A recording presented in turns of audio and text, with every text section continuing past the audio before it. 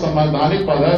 यहाँ पे जो भी व्यक्ति हो वो न्यूट्रल होना चाहिए। 2014 में देखिएगा गुजरात का गरीबी दर देखिएगा तो 16% था, लेकिन आज बढ़कर कितना घट के कितना हो गया, 9% हो गया। बिहार में सरकार जो है वो आईसीयू में चला गया।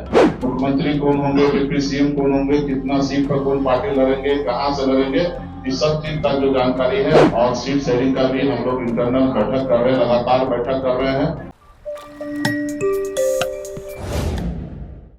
सीट गठबंधन 243 सीट पर हम लोग लड़ रहे हैं और सीट शेयरिंग का भी हम लोग इंटरनल बैठक कर रहे हैं, लगातार बैठक कर रहे हैं।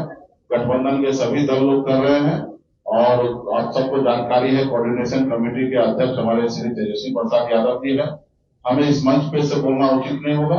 एक बार इंटरनल सब चीज क्लियर हो जाएगा और आप लोगों के बीच में बहुत जल्द आपके बीच में हम लोग आएंगे और कितना सीट पर कौन पार्टी लड़ेंगे वो आप लोगों को जानकारी दे देंगे।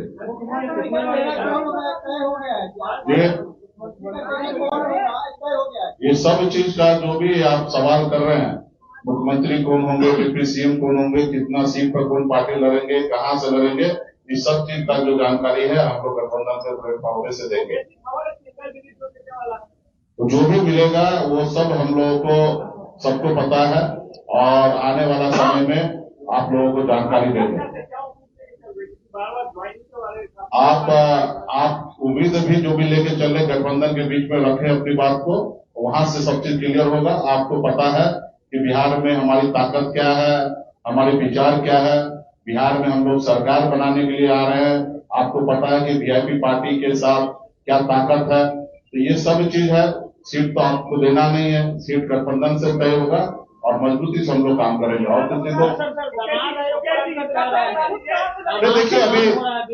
देखिए बिहार में सरकार जो है वो आईसीयू में चला गया है।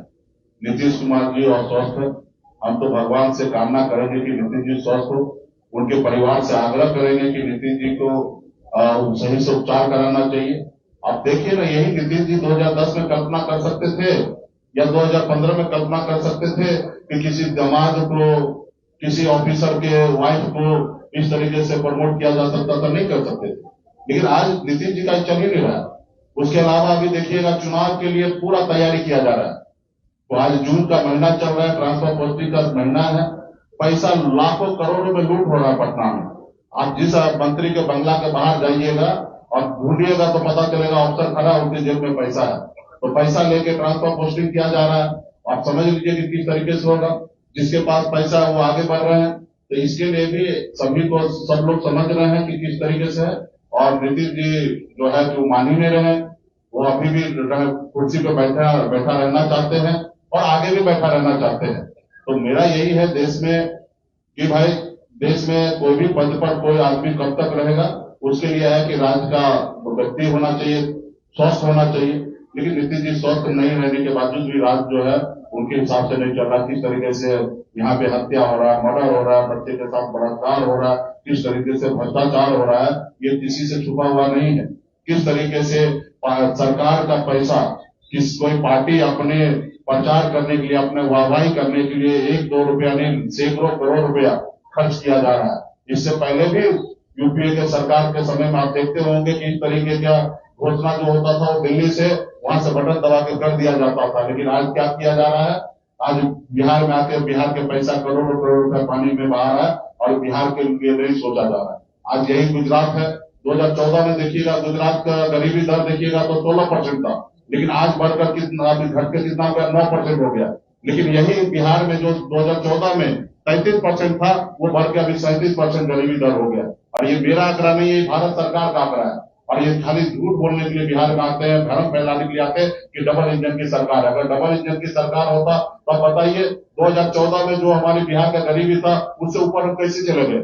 और वही गुजरात 2014 में जितने गरीबी रेखा पे जो थे 16%, उससे घट के 9% पे कैसे आ गए? तो ये सवाल आने वाला समय में मोदी जी को देना चाहिए बिहार में आने के बाद। और बिहार के लोग अभी जागरूक हो चुके हैं और बिहार में इस बार परिवर्तन होगा और बिहार में महागठबंधन का सरकार बनना है। बहुत बहुत धन्यवाद। तो यहाँ पे तो है ना, कुछ दल जो है सामने से गठबंधन में है और कुछ दल जो है संगठन जो पर्दे के पीछे से गठबंधन में है। और भाजपा जदयू के सब लोग ही बोल रहे हैं, हम तो नहीं बोल रहे हैं कि किस कोटा से। बताइए, आरएसएस का भी कोटा है। ये इससे पहले तो हम लोगों को नहीं जानकारी था। हम लोग को तो पता है यूनिवर्सिटी पे कब्जा हो गया आरएसएस का, जितने भी संस्थान है उस पर कब्जा हो रहा है, लेकिन कोई सुनने के लिए तैयार नहीं था। वो लगता था लोगों को कि भाई ये विपक्ष में है और ये आरोप लगा रहे हैं, लेकिन अभी तो जो सत्ता पक्ष में वही बता रहे हैं कि आरएसएस के कोटा से जा रहा है। अब बताइए, संवैधानिक पद है, ये आयोग हो गए, ये सब चीज है, ये संवैधानिक पद है। यहाँ पे जो भी व्यक्ति हो वो न्यूट्रल होना चाहिए, किसी दल के बारे में नहीं सोचना चाहिए, वो अपने राज्य के प्रति, नागरिक के प्रति सोचना चाहिए। अगर वहां पे अगर आरएसएस के लोग अगर पहुंच रहा है तो निश्चित तौर पर आरएसएस के एजेंडा पे बात करेंगे, आरएसएस के बारे में बात करेंगे। तो आने वाला समय में हम लोग काम करने के लिए जाएंगे।